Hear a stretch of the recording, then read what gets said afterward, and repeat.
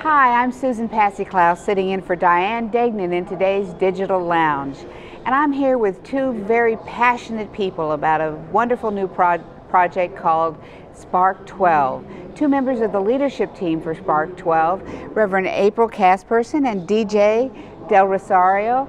And they're here to tell us exactly what it is and why young people in the church should be very excited about this wonderful possibility. April, tell us what it is that Spark 12 offers people with vision, young people with vision.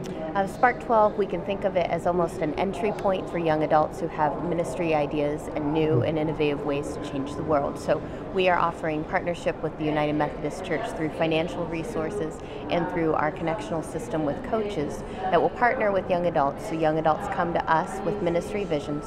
We help them refine their visions, and then we give them funding and resources to implement those visions in order to transform the world.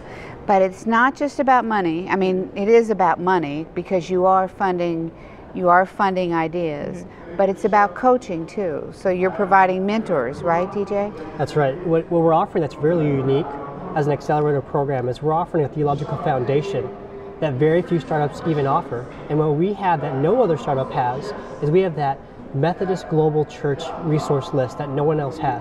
Not just bishops, not just pastors, not just agencies, but lay people who are part of the church and are active in their faith from the Seattle, Washington, all the way to the ends of the earth. Any part of the world, we're offering. If you have a passion to change the world, we want to support you. And it's not even just for Methodists. Our hope and our dream is that this is about people who never thought church could intersect with their daily lives, never even walked through a Methodist church. But when they find out that we believe in social justice, we believe in incarnational ministry, that once they see that, that's how they enter. And that they can realize that the church not only cares about them, but we're here to support them to live out their calling the way God created them. Can you give me an idea of what kind of project, what kind of ministry you would fund or support? We've struggled with this question over the last couple of months because every time we come up with an idea, it's too confining. So we don't have an ideal example. We really want ideas to come from the grassroots level and for people to understand their ministry context and to tell us what that community needs. So we're really, it's a clean slate. We're looking forward to seeing the applications that will come in the coming months, and we're going to let the young adults tell us. It's a scary thing to do, but we're holding fast. We're gonna stick with this. How much money do you have to fund these ideas? Thanks to the agency's support that we have, that's General Board of Higher Education, General Board of Church and Society, and the leadership table, we have $175,000 to start. And that's enough for us to fund up to 6 really viable programs a year. Now we're hoping to get more money each year so we can fund 2 different cohorts of 6, so up to 12. But we're not going to fund a program, we're not going to just get 6 just to fill the number. We're only going to fund the best of the best. And that's our hope and our goal, and that's the integrity we want to raise ourselves to. You, in your speech to the General Conference, you made an analogy about building a house. Yeah. Do you remember that? Yes. Could you share that with us? Well, I liken Proverbs 9:10, the fear of the Lord is the beginning of wisdom, to us as young adults. I really do believe that we have this age of information, this technology at our fingertips, where I can Google anything. I can find out any information I'd want. But what we lack as young adults is we lack the true wisdom and understanding what to do with that information. So I could have all the materials I need to build the most beautiful house a person could possibly imagine. I could have every single detail. I could even have the instructions. I could YouTube it. I could have someone saying, DJ, this is the step-by-step of what to do. But as a young adult, I don't have that wisdom and knowledge to know exactly how to build it. I can build something, but I wouldn't know how to make it beautiful, how to make it transformative, and how to make it the way God called us to.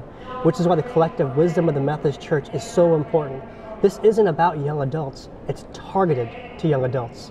This is about using the best resources that the church has to offer through all generations. And that's the beauty of what we can offer.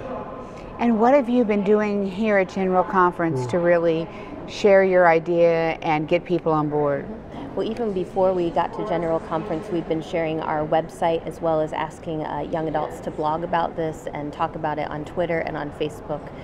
Leading up to General Conference, we have over 1,000 people connected on our Facebook page asking questions and engaging with Spark 12. And then now that we're at General Conference, we spoke about the Spark 12 initiative last night to the gathering, which was great to help promote the concept and the idea. We'll be sharing more information at the General Board of Higher Education Ministry booth today, and then after General Conference we're going to continue our emails and our social media promotion to explain that our deadline for the first cycle is coming up on June 29th. Do me a favor, tell the folks how they can submit an application or find out more.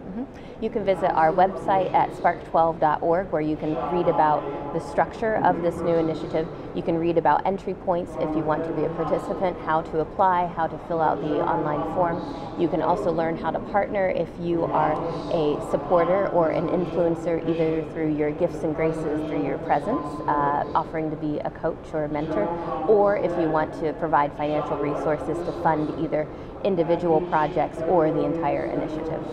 If I could just add one quick story too. When we started this idea, this concept of Spark 12, we lifted it to someone who had just had his own startup through a company called Techstars based in Seattle.